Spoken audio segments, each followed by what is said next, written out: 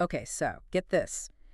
If we stacked all the U.S. national debt in dollar bills, it could literally reach the moon and back. Twice. Whoa. Yeah, no, seriously, we're talking about $35 trillion. It's an astronomical sum. It's mind-boggling, right? And that's exactly what we're diving into today, trying to wrap our heads around this financial, behemoth. How did we even get here, and what does it all even mean? Well, it's definitely a topic that can feel pretty overwhelming for sure. Absolutely. So we're going to try to break it down. We're taking a look at this recent analysis on U.S. debt. Okay. And hopefully we can do this without getting too lost in all the jargon. So Okay. you ready to unpack this? Yeah, let's do it. All right. Now, I'm guessing most of us listening aren't, economics professors or anything. So before we get into trillions with a capital T, can you remind us how debt actually works? Not even just for me, personally, but for entire countries. Yeah, absolutely. So it's actually not that different from how, we handle our own money. Really? Yeah. So imagine a country, right? It spends more on things like social programs or defense, maybe infrastructure even, than it makes back through things like taxes or other stuff. That creates what's called a budget deficit. That makes sense. It's like when I buy those extra pair of shoes, it throws my budget totally out of whack. Exactly. Exactly. So to cover that deficit, countries do what a lot of us do. They borrow money. Okay. And they often do this by offering government bonds, which are basically these IOUs, right? Yeah. Prompting you to pay back that amount with a little extra, interest to investors. And those investors could be anyone, right? Yeah, it could be individuals, corporations, even other countries. Wow. Okay. Yeah, so it's like taking out a massive loan. Okay, so it's like one giant loan. Got it. Exactly. And now, here's where it gets interesting for the U.S., right?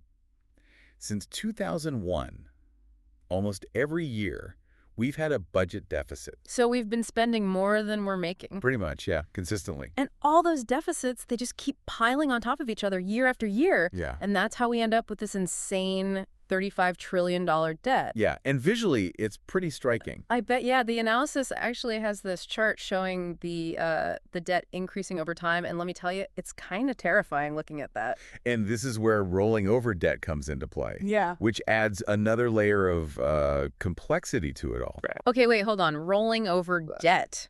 See, that sounds like the financial jargon I was talking about. All right. Yeah. Can you break that down a bit? Sure. So essentially, when debt reaches a certain date, a maturity date, the government often borrows even more money to pay it back. So it's not really paying it off so much as kicking it down the road. It's kind of like refinancing your mortgage, where you're basically swapping out one debt for another. Okay, so it's not like paying off your credit card every month. It's more like what? Just making the minimum payment? You got it? And this is where those interest rates become a major factor, you see. When the government borrows money, they have to pay interest on that loan, just like we do. Hey! Right? So when those interest rates are low, the cost of borrowing is, manageable. But when rates go up, that's when things can get tricky. it's like those interest rate hikes that have been happening. Exactly. And it means the U.S. government has to pay way more just to service its existing debt. And that can't be good. No, because to cover those higher costs, they have to. You guessed it, borrow even more.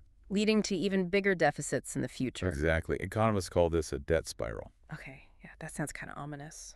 It's definitely something to keep an eye on. I mean, it's clear the U.S. has been spending more money than it brings in, but it's not like they're just, lighting it on fire, right? Yeah. Where's all this money even going? It's not like frivolous spending. No, a lot of it goes towards important things. Right. Like essential programs, Social Security, Medicare. Yeah, those are important. Yeah, millions of Americans depend on those. Makes sense. And then there's defense spending, healthcare costs in general. Right, all this stuff that keeps the country running. Exactly, a whole bunch of necessary expenditures.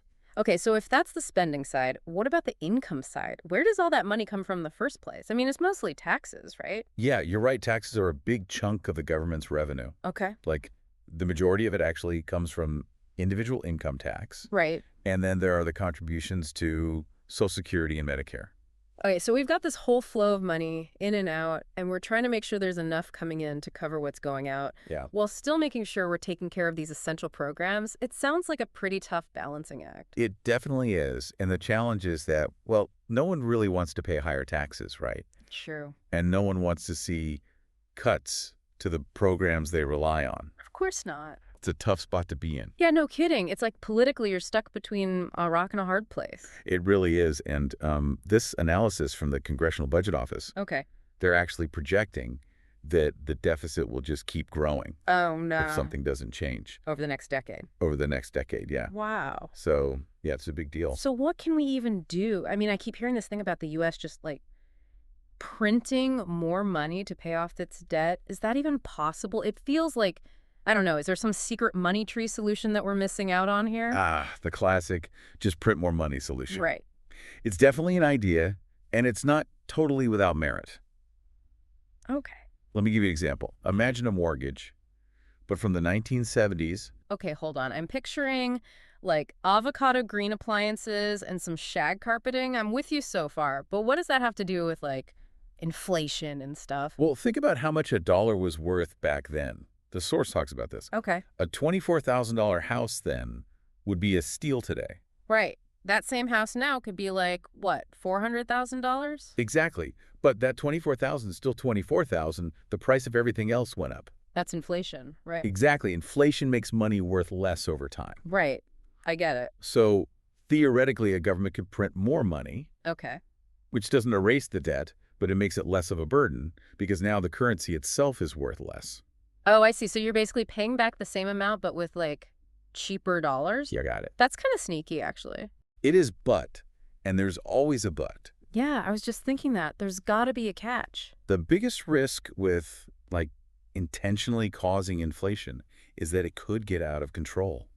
What? Like it'll just keep going up and Exactly. down. Prices for everything could just keep skyrocketing. Groceries, gas, rent, all that. Everything. And that throws the whole economy out of whack. Yeah, that's not good. No. And it leads to a whole new set of problems. Okay, so it sounds like intentionally trying to use inflation to get out of debt is less a solution and more like, I don't know, playing with fire.